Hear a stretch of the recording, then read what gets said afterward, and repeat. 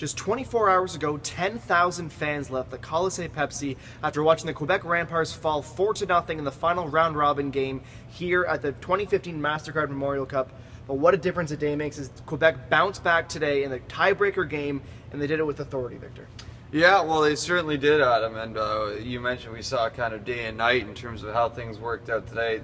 You mentioned 4-0 was the final in yesterday's game. Today, we have a 5-2 final in favor of the Quebec Remparts, and you know, the question is, what was so different? Why all of a sudden do the Remparts go from scoring 0 goals to scoring 5? Well, I think it's more maybe of what Rimouski didn't do rather than what Quebec did do. I thought, you know, Quebec did anything differently. It was playing more like a team. But this was a very close game for you know, a number of minutes, at least till halfway through the second. And then when Philippe Desrochers had his miscue behind the net and kind of gave the Remparts a goal, it kind of derailed Rimouski's momentum from there. But I thought it was pretty close. If anything, maybe Rimouski was sagging off their guys a little too much. There was a lot of traffic in front, and it created for some really lengthy, sustained pressure from the Quebec Remparts in that sense. So wasn't a great game by Rimouski, and again, another situation where they didn't live up to their full potential, which is unfortunate to see from such a good team on paper. And I think it's safe to say that it was more or less a complete team effort from the Remparts. But if there was one player who significantly changed the course of this game for their team,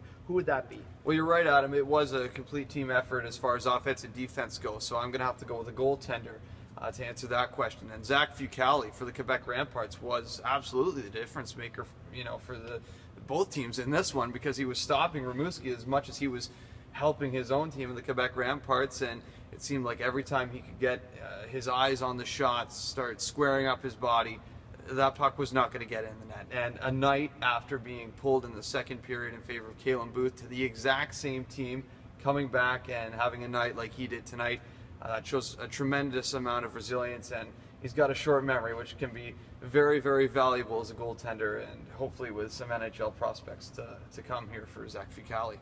19. That's the number of how many times Quebec and the Rimouski Océanic faced off this year.